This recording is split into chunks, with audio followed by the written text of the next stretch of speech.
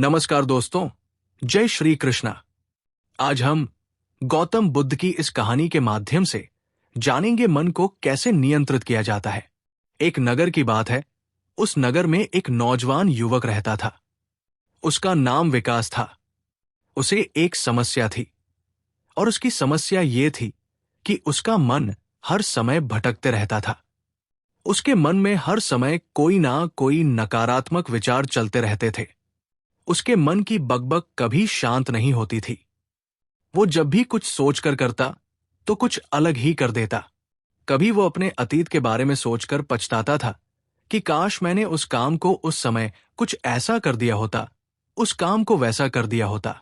या फिर वो अपने भविष्य के बारे में सोचता रहता और डरता रहता कि कहीं भविष्य में ऐसा हो गया तो क्या होगा, कहीं मैं असफल हो गया तो क्या होगा, अगर मुझसे कोई गलती हो गई तो लोग मेरा मजाक उड़ाना शुरू कर देंगे। और ऐसे ही कई सारे नकारात्मक और असफलता से भरे विचार उसके मन में आते रहते थे। विकास हमेशा ही अपने विचारों में खोया रहता। वो अपने विचारों से मुक्ति पाना चाहता था। विकास चाहता था कि उसके मन में कोई भी फालतू विचार कभी भी ना आए, लेकिन हर समय विचारों का सैलाब उसके मन में उठता ही रहता। इसीलिए जीवन में वो बहुत परेशान हो गया था।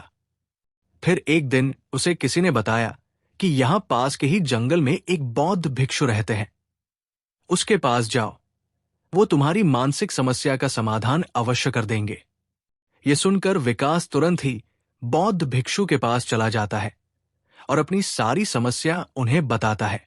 बौद्ध भिक्षु भी विकास की बातों को बड़े ही ध्यान से सुन लेते हैं और उसे कहते हैं, तुम मुझसे क्या जानना चाहते हो? यह सुनकर विकास कहता है, हे गुरुदेव, मैं अपने मन को शांत और खाली कराना चाहता हूं। मैं आपसे यह जानना चाहता हूं कि मन को खाली या शांत कैसे करते हैं। मेरा मन हर वक्त विचारों से भरा रहता है। मेरा ध्यान एक जगह लग ही नहीं पाता है, जिसके कारण मेरे हर काम में समस्या आ जाती है।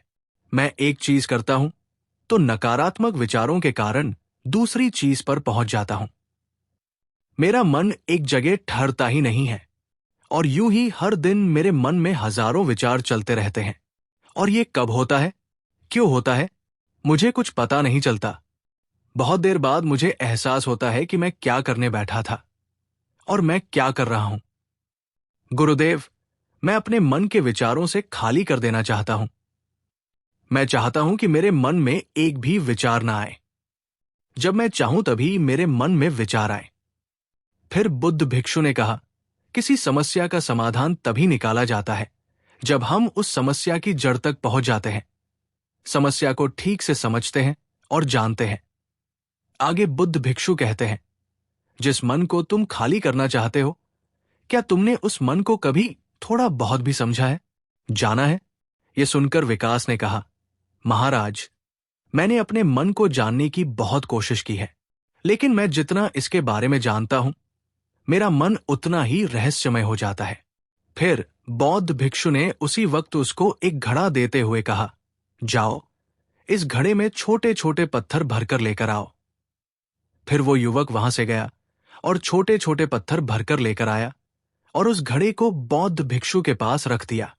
फिर बौद्ध भिक्षु ने उसी वक्त उससे कहा, इस घड़े को तुम अपना मन समझो और इस घड़े में भरे पत्थरों को अपने विचार समझो।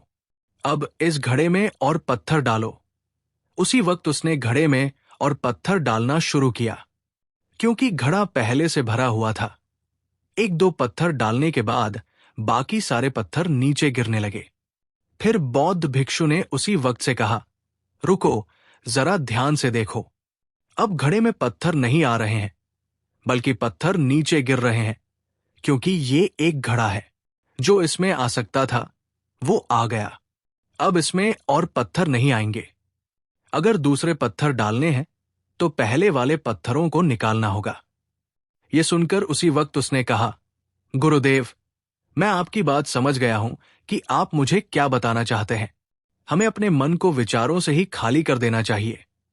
विकास की ये बात सुनकर बौद्ध भिक्षु मुस्कुराने लगे और कहा, पहले मेरी पूरी बात तो सुन लो, उसके बाद मन को खाली कर लेना।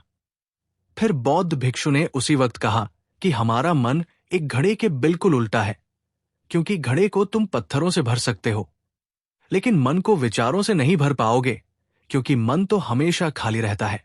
ये सुनकर उसी वक्त उसने कहा, गुरुदेव, मुझे आपकी बातें कुछ समझ नहीं आ रही है। मन अगर खाली रहता है तो फिर हम उसे खाली करना क्यों चाहते हैं? फिर मन को खाली करने की क्या ही आवश्यकता है? फिर बौद्ध भिक्षु ने उससे कहा, इस घड़े से एक एक करके पत्थरों को बाहर निकालो। विकास ने वैसा ही किया। वो घड़े में से एक एक करके पूरे पत्थरों को बाहर निकालता रहा, और ऐसा करते करते अंततः घड़ा खाली हो गया। फिर बौद्ध भिक्षु ने उसी वक्त कहा, देखा तुमने, जब एक एक करके तुमने पत्थरों को बाहर निकाला तो ये घड़ा खाली हो गया। अब तुम इस घड़े में कोई भी पत्थर डाल सकते हो, दूसरे पत्थर डाल सकते हो, या फिर उन्हीं पत्थरों को दोबारा डाल सकते हो। आधा भर सकते हो या फिर पूरा भी भर सकते हो। फिर वो युवक कहता है, गुरुदेव, मैं भी तो यही कह रहा हूं कि मुझे अपने मन को खाली करना है। ये तो एक पत्थर है, इसे आसानी से निकाला जा सकता है और घड़े को खाली किया जा सकता है, लेकिन गुरुदेव, मैं अपने मन को खाली कैसे करूं? फिर बौद्ध भिक्षु ने कहा, इस घड़े में एक पत्थर डालो और 2 पत्थर निकालो। ये सुनकर उसी वक्त विकास ने कहा, गुरुदेव, ये कैसे हो सकता है? जब इस घड़े में एक पत्थर होगा तो एक ही पत्थर निकलेगा, 2 कैसे निकलेंगे? फिर बौद्ध भिक्षु ने उससे कहा, ऐसा नहीं हो सकता है, तो ऐसा करो कि इस घड़े में 2 पत्थर डालो और 4 निकालो। विकास ने कहा, महाराज, ऐसा कैसे हो सकता है? ये कोई चमत्कारी घड़ा तो है नहीं कि 1 डालो तो 2 निकल आए, 2 डालो तो 4 निकल आए। ये सुनकर बौद्ध भिक्षु ने कहा, यह घड़ा तो चमत्कारिक नहीं है, लेकिन तुम्हारा मन तो चमत्कारिक है। उसमें से अगर तुम एक विचार बाहर निकालते हो तो उसके साथ 2 विचार आते हैं, और जब तुम उन 2 विचारों को पकड़ते हो तो उसके साथ 4 विचार निकलते हैं, और फिर ऐसा करते करते विचारों की एक लंबी श्रृंखला बन जाती है, और फिर तुम कहीं नहीं रुकते, एक के बाद एक विचारों को पकड़ते जाते हो। ये मिट्टी का घड़ा तो पत्थरों से भर जाएगा, लेकिन तुम्हारा मन कभी नहीं भरता। वो हमेशा खाली है, लेकिन वो खाली नहीं करता। ये इस मन की माया है कि सब कुछ है, लेकिन फिर भी कुछ नहीं। फिर उस युवक ने कहा, गुरुदेव, मैं आपकी बात समझ रहा हूं, लेकिन क्या मैं हमेशा अपने विचारों के जाल में ही फंसा रहूंगा? क्या मन के इस माया जाल से निकलने का कोई रास्ता नहीं है? फिर बौद्ध भिक्षु ने कहा, इस मिट्टी के घड़े में आधे पत्थर भर दो। फिर उसी वक्त विकास ने ऐसा ही किया। फिर बौद्ध भिक्षु ने कहा, अब इन पत्थरों में से कोई एक पत्थर चुनो और उस पत्थर की एक छोटी सी मूर्ति बनाकर मुझे दे दो। मैं जानता हूं कि तुम एक अच्छे कलाकार हो। विकास ने एक पत्थर निकाला और उस पत्थर को बौद्ध भिक्षु के सामने ही तराशने लगा। पत्थर को तराशते वक्त उसे लगा कि यह पत्थर अच्छा नहीं है। फिर उसने दूसरा पत्थर घड़े से निकाला, लेकिन उसे वो पत्थर भी पसंद नहीं आया। फिर उसने तीसरा पत्थर निकाला, लेकिन वो तीसरा पत्थर भी उसे पसंद नहीं आया। उसका रंग अच्छा नहीं था। ऐसा करते करते उसी वक्त उसने सारे ही पत्थरों को बाहर निकाल दिया। उसी वक्त उसको ऐसा करते हुए बौद्ध भिक्षु बड़े ही ध्यान से देख रहे थे। फिर बौद्ध भिक्षु ने उसे कहा, जो तुमने सबसे पहले पत्थर निकाला था, उस पत्थर को ये समझ कर तराश दो कि इसके बाद तुम्हारे पास कोई और पत्थर नहीं है, और ये एक ही पत्थर तुम्हारे पास है। फिर उसी वक्त, जैसा गुरुदेव ने कहा, उसी एक पत्थर को लेकर तराशना शुरू किया, और उसने उस पत्थर से एक बहुत ही सुंदर मूर्ति बनाई और बौद्ध भिक्षु को भेंट की। और बौद्ध भिक्षु से कहा, गुरुदेव, इस पत्थर से इतनी सुंदर मूर्ति बन सकती थी, मैं ये सोच भी नहीं सकता था। उस युवक की बात सुनकर बौद्ध भिक्षु ने कहा, जब तुम्हारे पास और कोई दूसरा विकल्प नहीं होता है, तब हम उस विकल्प में ही संपूर्ण ऊर्जा लगाते हैं और उसी को सबसे बेहतर बनाते हैं। और जब हमारे पास कई सारे विकल्प होते हैं, तो हम पत्थर चुनते भी नहीं और मूर्ति बनती भी नहीं। हमारा मन भी एक विचार के पीछे हजारों विकल्प खोल के रख देता है और एक मुख्य विचार को छोड़कर उन हजारों फालतू के विचारों में उलझकर हम रह जाते हैं। फिर उसी वक्त उसने कहा, गुरुदेव, मैं आपकी बातों को बहुत अच्छे से समझ गया हूं, लेकिन अब मुझे क्या करना चाहिए? कृपया आप मेरा मार्गदर्शन करें। बौद्ध भिक्षु ने उसी वक्त उससे कहा कि मन को खाली करना, साफ करना एक दिन का काम नहीं है। यह बहुत लंबी प्रक्रिया है। तो क्या तुम इसके लिए तैयार हो? वो युवक कहता है, जी गुरुदेव, तैयार हूं, चाहे कितनी भी लंबी प्रक्रिया क्यों न हो। फिर बौद्ध भिक्षु ने उसी वक्त से कहा कि मन को खाली और नकारात्मक विचारों से दूर रखने के 6 तरीके हैं। आओ उन्हें एक एक करके समझते हैं। पहला तरीका है कि ऐसे लोगों का साथ छोड़ दो जो तुम्हें कमजोर, पिछड़ा हुआ, लक्ष्यहीन महसूस कराएं। अक्सर हमारे आसपास ऐसे लोग होते ही हैं जो हमारे पद और धन में ऊपर होते हैं, और इसी पद और धन के घमंड में वो अपने नीचे के लोगों को कुछ भी नहीं समझते। इसलिए ऐसे लोगों के पास रहना ही नहीं चाहिए। और ऐसे लोग अपने से छोटे लोगों को हमेशा यही महसूस कराते हैं कि आप कितने छोटे हैं, और इसीलिए वो छोटे लोग अपने जीवन में कुछ बड़ा हासिल कर ही नहीं सकते। इसके अलावा कई बार हमारे मित्र और घर परिवार के सदस्य भी ऐसे होते हैं जो अक्सर हमें छोटा महसूस कराते हैं, हमें नीचा दिखाने की कोशिश करते हैं, लोगों के सामने हमारा मजाक बनाते हैं। तो ऐसे लोगों से जितना दूर हो सके उतना दूर रहो। ये लोग ऐसे होते हैं कि तुम्हारी नजरों से तुम्हें गिराना की दूर करके तुम्हें लक्ष्यहीन बनाते हैं, और फिर तुम्हें खुद की काबिलियत पर शक होना शुरू हो जाता है।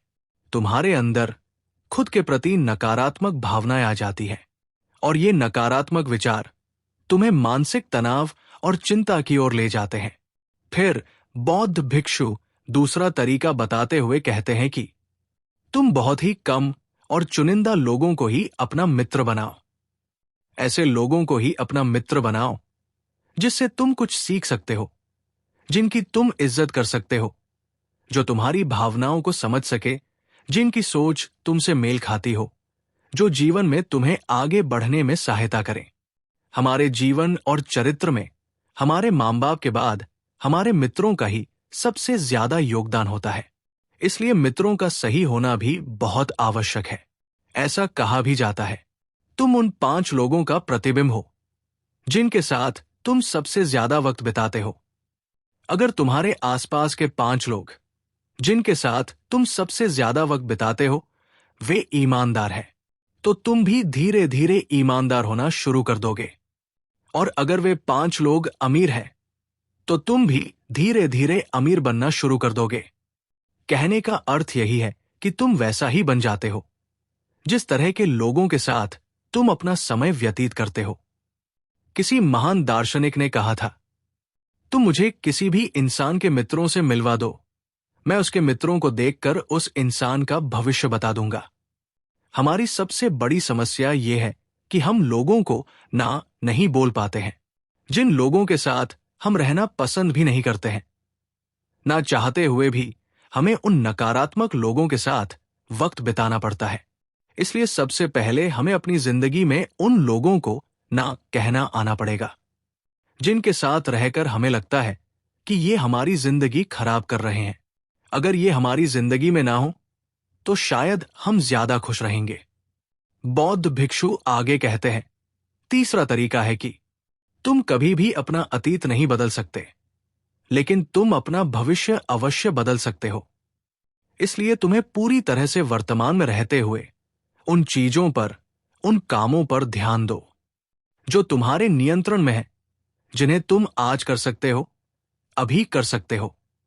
बौद्ध भिक्षु कहते हैं, मेरी एक बात हमेशा याद रखना, केवल वर्तमान में रहकर भविष्य को संवारा जा सकता है, अतीत में रहकर नहीं। इसलिए वर्तमान में जीने की आदत डालो। चौथा तरीका है कि तुम स्वस्थ और पौष्टिक खाना खाओ। हमारा शरीर ऊर्जा से चलता है, और हम जैसा खाना खाएंगे वैसी ही ऊर्जा हमारे शरीर को मिलेगी। अगर हमारा शरीर स्वस्थ नहीं रहेगा तो हमारा मन स्वस्थ कैसे रहेगा?